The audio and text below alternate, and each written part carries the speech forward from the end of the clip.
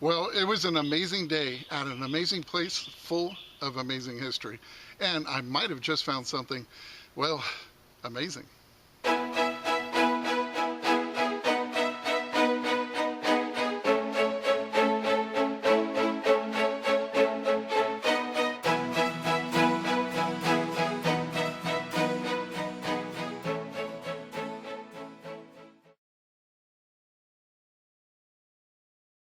Well, welcome to Finding America. It is really nice to see you here. Well, of course, I have to start off with Happy Independence Day to all of you. Now, last weekend was serious, tough metal detecting at that early 1800s plantation. The heat was insane and frankly brutal, but it was all worthwhile because I really came away with some very cool things from start to finish.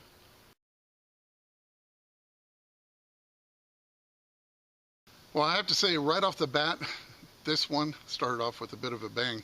The very first find that I had to film, I was totally taken aback when I pulled it from the ground. I had no idea what it just was. I thought it was something, but it didn't quite fit. And I'm still not 100% sure of what I found. Well, this was a great episode, a great hunt. And I have to say, this awesome old plantation even revealed a little bit more of its incredible history to us. And I really hope you enjoy watching this one.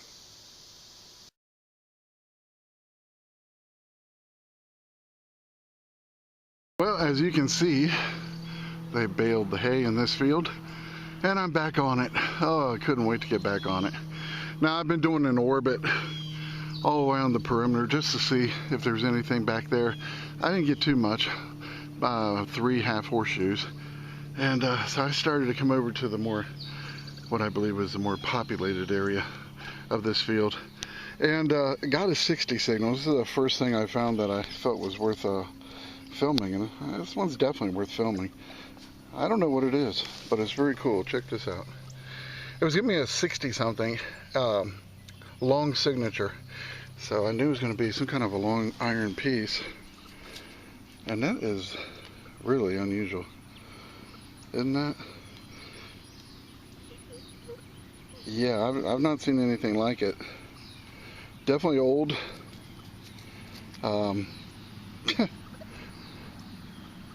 That is really cool. Something about that really really piques my interest. So, hoping I can figure out what this might be. And it's all iron. It's got this little handle here. It's kind of cool. Wow, never seen anything like this. So anyway, that's a pretty cool first decent find. And I'm going to keep on going. I tell you what, I'm already just boiling hot and dripping. I've been out here for half hour, 40 minutes, so going to go as long as I can this morning, and I'm sure I'll be back tomorrow morning too, and possibly the next morning. Trying to take advantage of these cut fields before the grass grows up again.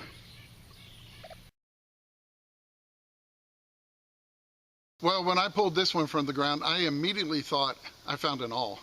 But I'd never seen an awl with a curved pistol grip handle, and certainly not one with such a decorative handle. Well, I have to say, I was still a bit puzzled the next day, and I happened to be chatting with Tracy Wilkie, and I decided to send him a picture to see what he thought about it. And one of the ideas that he gave to me was it might be the business end of a dagger cane.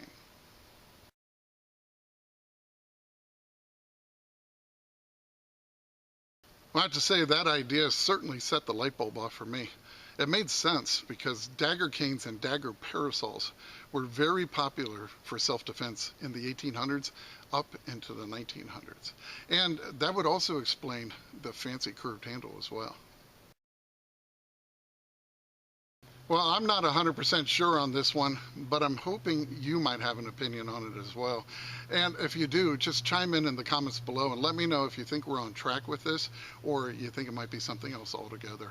One thing I'm very certain of, it's a darn cool find.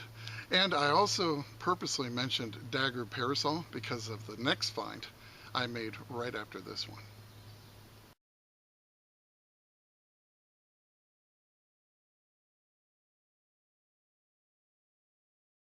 Well, I tell you what, I got something pretty cool in this hole. Wasn't much of a number, like 18, 19, somewhere there, but when you're hunting a place with this much history, this age, you've got to dig it all. And I mean, dig all the iron too, because I pulled some pretty impressive iron out of this place as well.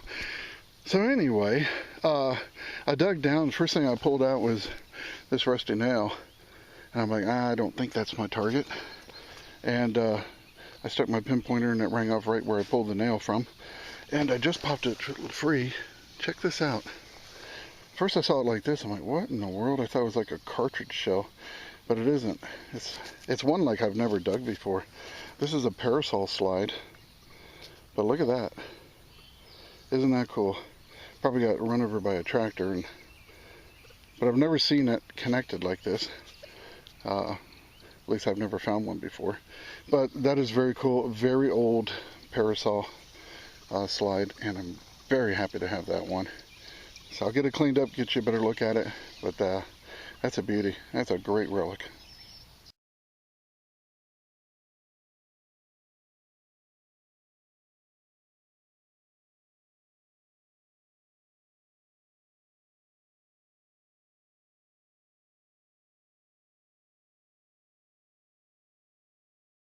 Ooh, well, I was heading to the car for a little water break, but I was swinging the coil as I went, and I got a nice signal. It was in the 60s.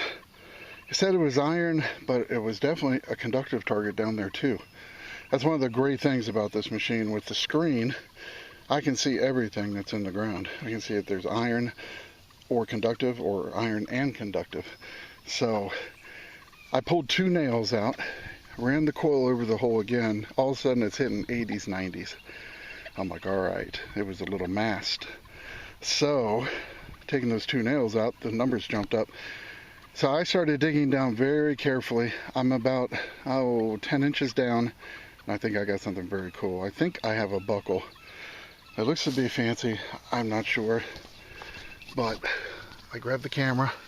I'm going to take you down in there so you can see it. That's how it popped out. Pretty darn deep too.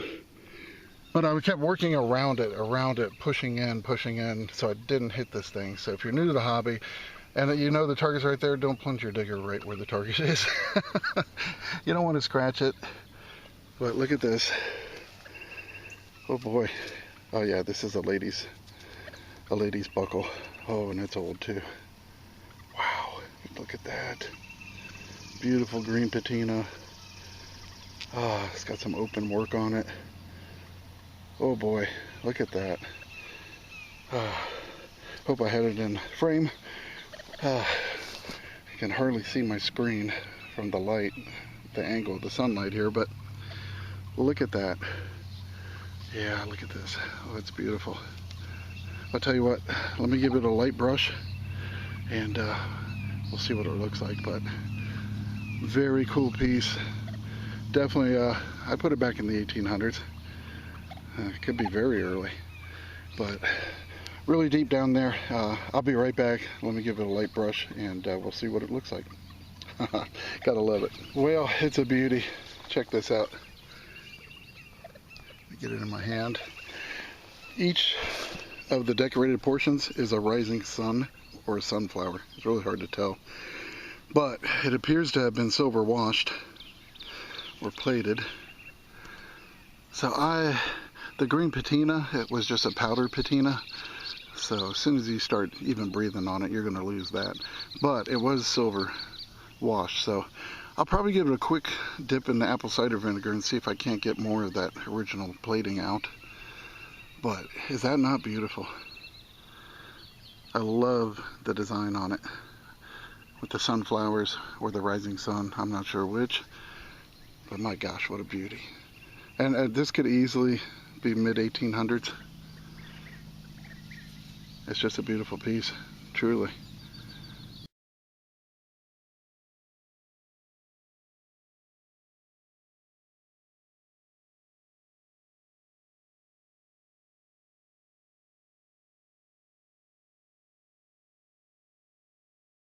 Well, this was a tough hole. It was just loaded with targets, mostly iron. I think I pulled 5-6 nails out, all kinds of junk, but it kept giving me a solid conductive target. So I stayed with it, and I finally isolated a 48, and I finally got rewarded. That was a lot of work, especially out here, but I got a nice flat button, which I am always happy to see. Boy, some nice early stuff. I'll tell you what, this one has a lot on the back. Ooh, I'm gonna have to clean this one up. Boy, this one looks a little different. It's blank on the front. On the back side, hopefully I can get in on it. You definitely see some writing, so I'm gonna give it a quick brush. We'll see what it says. It probably just says, you know, treble gilt or superior gilt, but you never know. I've always wanted to find like an early campaign button. A lot of times they just put it on the back side. Well, I tell you, this is the kind of flat button that you want to display face down, because the back side is so beautiful. Look at the wreath around the center, and it says orange gilt color. And you can tell it's a nice early English flat button. It's going to be 1810 to 1830, probably 1810 to 1815, right in that range. And of course you can tell it's English also by the way they spelled color, C-O-L-O-U-R. So, great piece. Definitely display this one with this side facing, because it is absolutely stunning, and I'm glad I stuck through that hole and all those nails.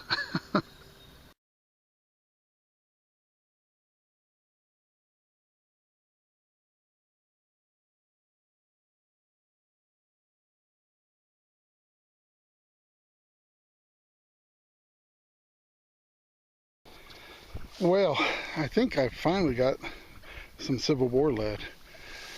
It's taken me a while, but I haven't been able to get into these fields until recently. And it's getting a 5960 signal. I dug down about 8 inches and I pulled this out, and it was like a big blob of lead. But when I turned it over, you can obviously see the base of a 3-ringer mini ball.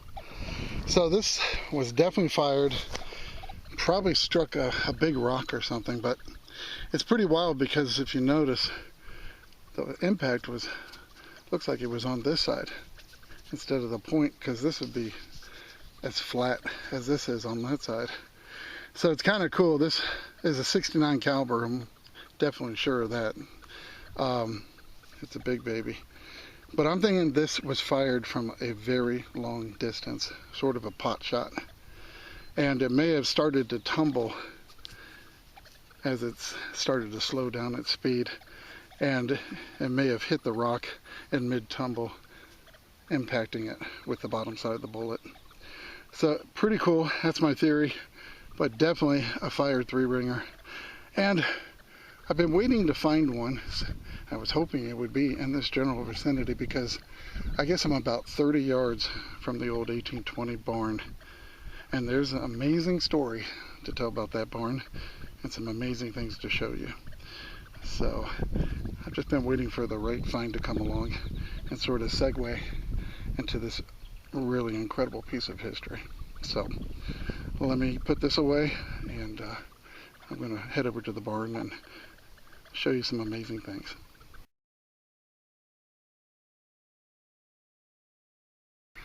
Well, I had to show you something that is just beyond cool.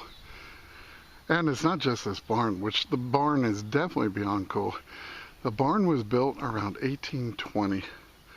All those bricks, handmade. And the reason they did it out of brick is because they wanted to use this as a test as they learned to make brick, because they wanted to make the brick for the mansion.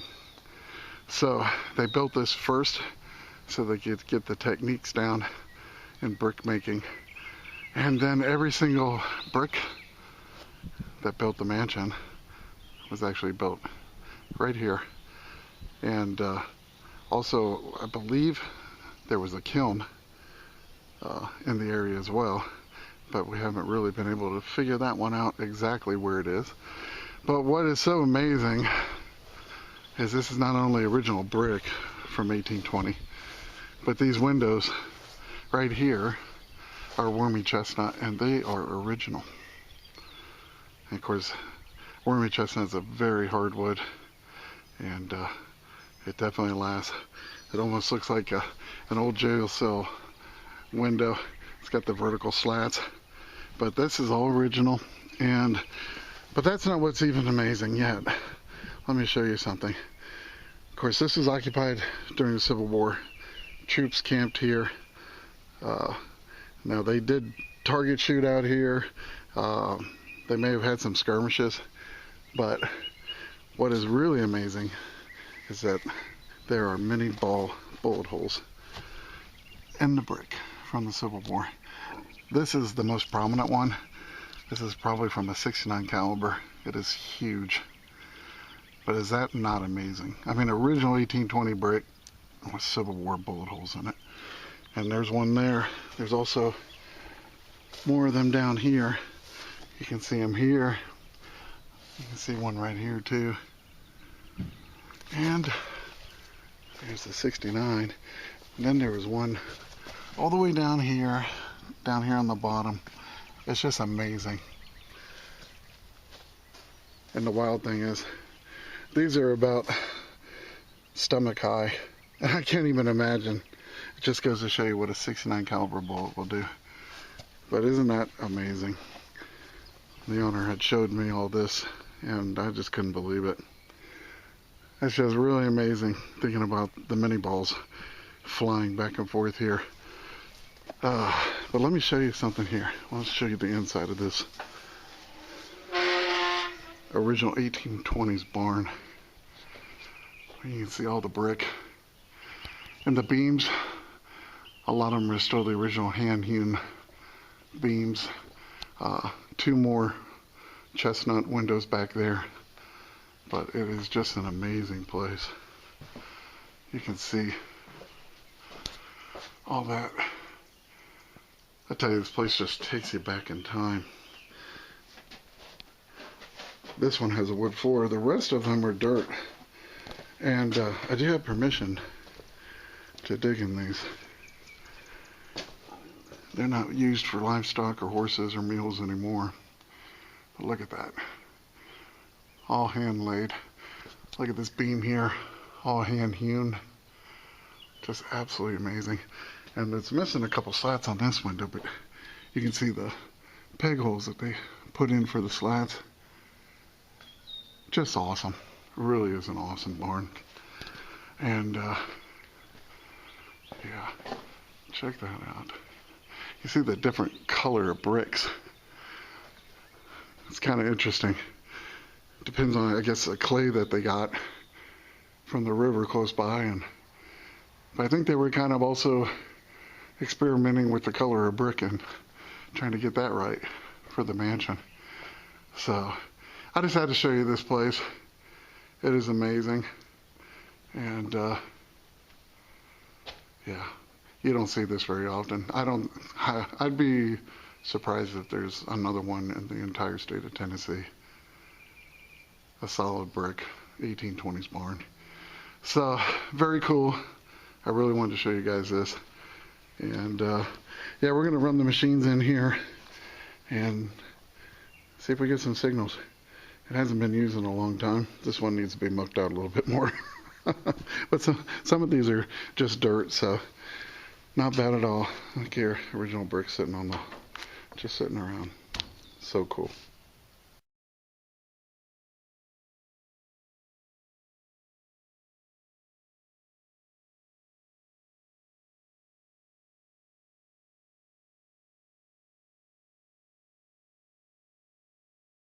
Well, just working this field, and yeah, I got a nice 40 signal, and on the conductive line to look good. Dug down about 7 inches, and I finally got it out. Ground's starting to get a little hard. We've had quite a few consecutive near 100-degree days, but we do have rain in the forecast, so hopefully we'll get lots of rain too. But this 40 right here, dug down, like I said, 7 inches, popped it out, and check this out. I have a flat button. Good size one too. Yeah, this one very thin. I think this one's going to be an early one. I don't see a back mark, so 1790, 1810, right around that era. And I think it's just blank on the front, but a very nice old brass flat button. And yeah, right around colonial era, just post. So I am definitely happy with that. And we'll keep on plugging along, see what's next. Well, I got a 43 signal. I knew it was going to be big iron, but yeah, I got to dig that stuff too. And I sunk a hole, said it was still down there, and I popped it out. It was pretty darn cool. It's a little shoe. Of course, I dig them all the time, but I don't think I've ever dug a little baby mule shoe. Look at that thing.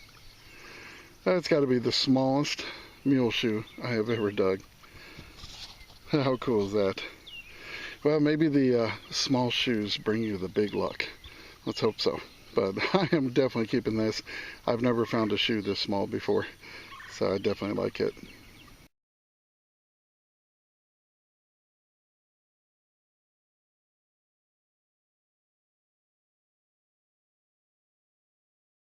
Well, this one's giving me a 24, just a few inches down. Turned out to be a small fired pistol ball, which I'm definitely happy to see that. I know that there was a campers, could have been a picket camp in this area.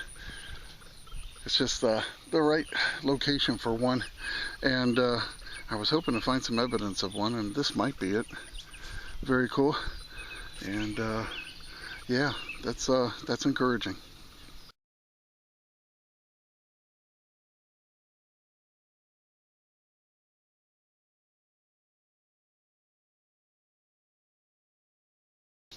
Well, I got another small piece of lead this time. Give me a 24-25 signal, about 6 inches down.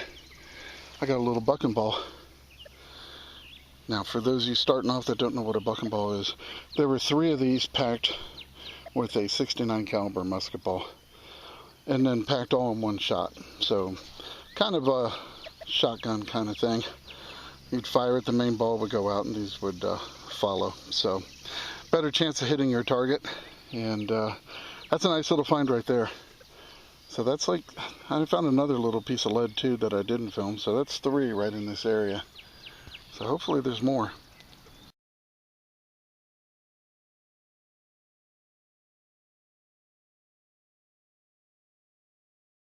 Well, this one was giving me another nice repeatable 42 signal in the iron zone. So I knew it was going to be big iron. And it sort of had a long signature on the ferrous line too. So I knew it was going to be a longer piece, and check this out. I wish I could say I know what that is, but I don't. But it's definitely cool looking. That is really neat. So, not sure on that one. I'll have to see if I can figure it out, but it's definitely an oldie.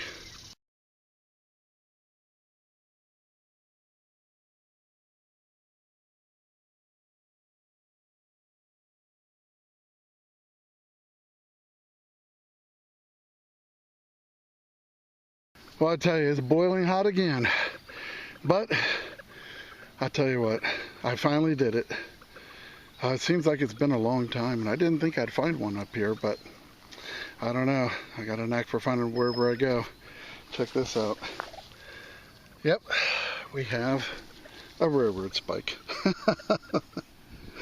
So, it pleases me to no end to let you know it's time for a very cool train pick.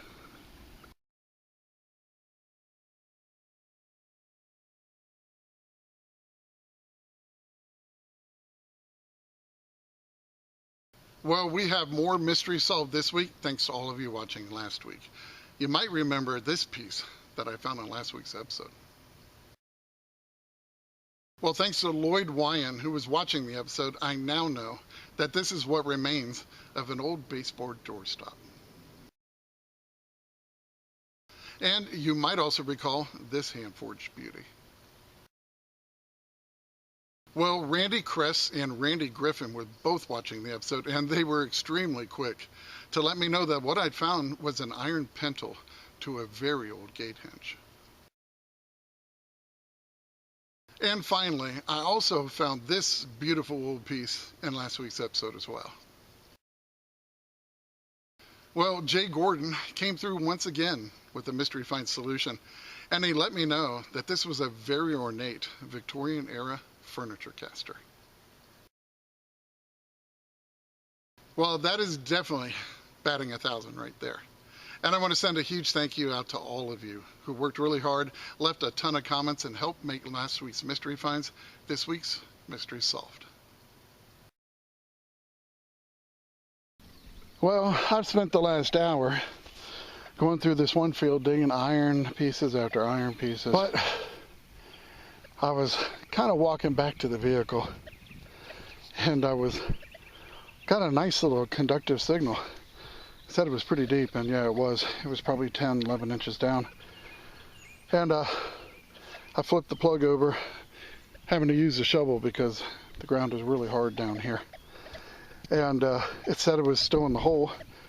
So I took my hand digger, gave it a few pops, and then all of a sudden the signal vanished. And in between the sweat pouring down my eyes and everything, I was like, it might be in the stuff you just threw out of the hole. So ran the coil over it, and what do you know? So I broke the dirt clod open, and check it out. There is a Civil War bullet in situ. Just sitting there, fresh out of a clump of dirt. That is awesome. I'm not quite sure what it is, though.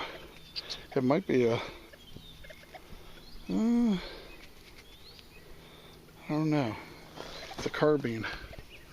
Get you a look at it here. I don't know if that's a Gallagher or a Burnside. That's my guess. But that's awesome. It has been fired. You can see where it made impact. So they definitely had some skirmishes out here. And oh, that's a beautiful sight to behold, I tell you. Fresh out of the ground since mid-1860s.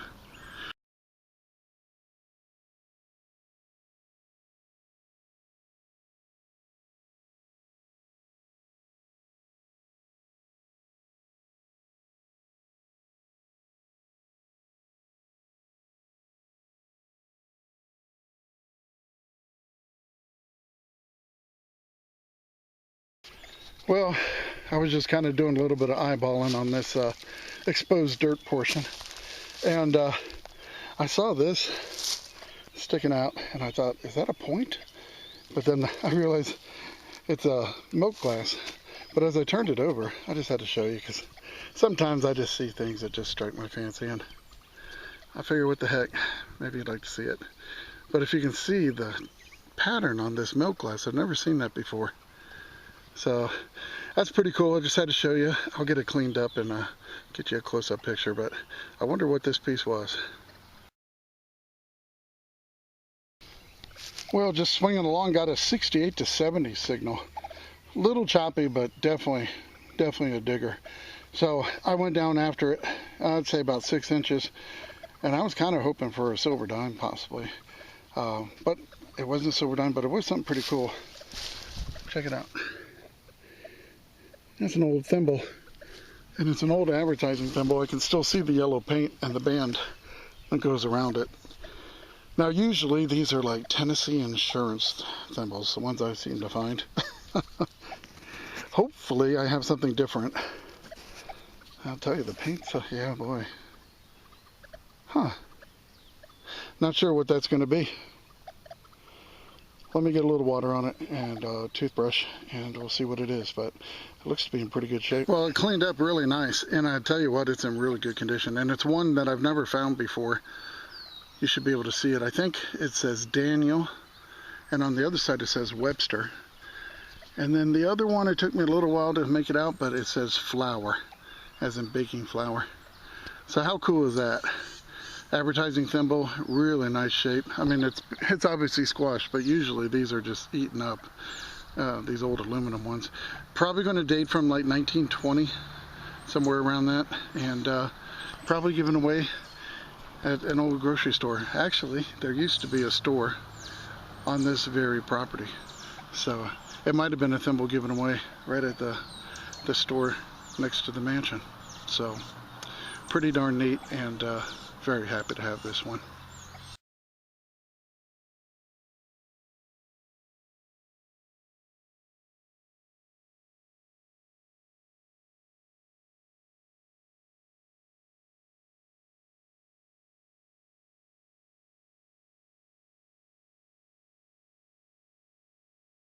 Well, I got a nice surprise in this hole. I was pretty amazed. I was getting just a bang in 42 signal, and I'm like, wow, that's a really obvious target. And it was dead on conductive line. But as I dug down, I started to see some iron. I'm like, well, hopefully it'll be something good that's iron. And boy, was it. Check this out. Look at that. I just broke it loose. It's an iron finial, solid cast iron. Look at that. That thing is awesome. Very cool. Man, it definitely weighs a ton. I don't know if that went on an old wrought iron fence. I mean, it is really heavy. You can see where it probably screwed onto something. Maybe an old bed, old cast iron bed.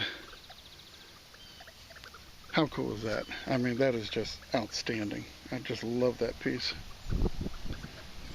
Very, very cool. So I'll get that cleaned up and get you a better look at it, but that was definitely a nice surprise to see in the ground.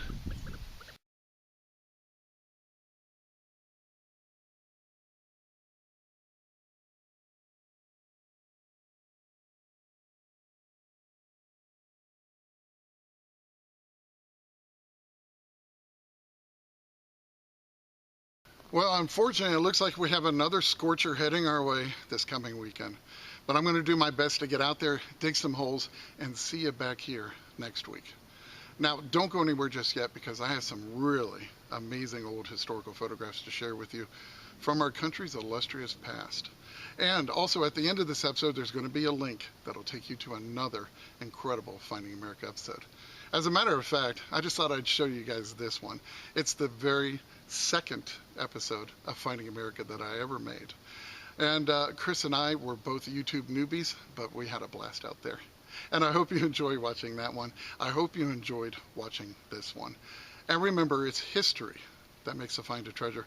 And I can't wait to see you back here next week on Finding America.